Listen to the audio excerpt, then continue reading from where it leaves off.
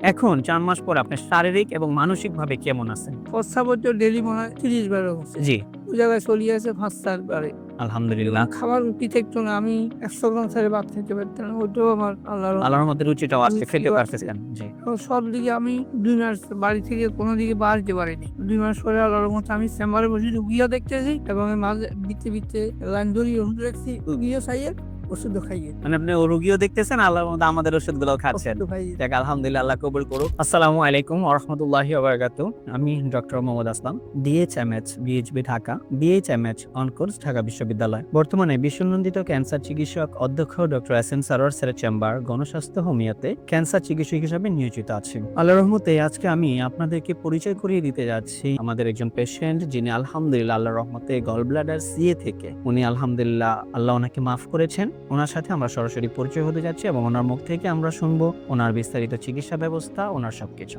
আসসালামু আলাইকুম, কেমন আছেন আপনি? ভালো আছে। স্যার, নাম জানি কি আপনার? মানিকাল চক্রবর্তী। স্যার, আপনার বাবার নাম কি? আমার বাবার নাম হরিপদ চক্রবর্তী। হরিপদ চক্রবর্তী। আপনার মায়ের নাম? কুমোদিনী চক্রবর্তী। কুমুদিনী চক্রবর্তী। আচ্ছা স্যার, আপনি যে গ্রামটাতে আছেন, গ্রামের নামটা কি স্যার? আমার গ্রামের নাম হলো মোহাম্মদপুর। ইউনিয়ন? ইউনিয়ন ৪ নম্বর রামনগর ইউনিয়ন। ৪ নম্বর রামনগর ইউনিয়ন। থানা? দাগন ভুইয়া। দাগনভূঞা থানা। আর জেলা? ফেনী। ফেনী জেলাতে আছে। স্যার, আপনি সর্বপ্রথম কি সমস্যা হয়েছিল স্যার? আমি একটু আগে বলি যে আপনি কিসে যেন আছেন, কি পেশায় আছেন স্যার আপনি? আমি একটা পল্লী চিকিৎসক হিসেবে আছে দেশে। পল্লী চিকিৎসক হিসাবে দেশে আছেন? দেশে আছে অনেক দিন কিন্তু প্র্যাকটিস করি।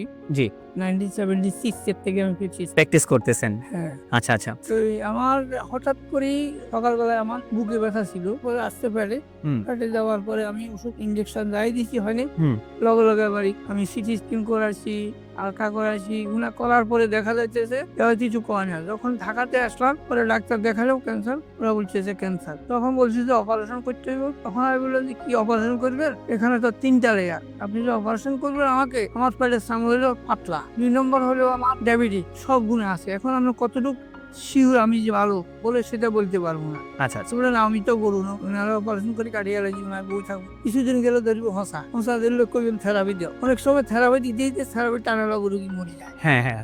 ঠিক আছে। জি। এবং দাঁত হয়ে যায়, সুর হয়ে যায়, আমি অপারেশন করবো না। তখন আর ছেড়ে বললাম চলো বাড়ি চলো। বাড়িতে যাওয়ার পরে এক লোকের কাছে উনি আমার বাবা হচ্ছে এই ডাক্তার সাহেবের ইয়ে পাইছে।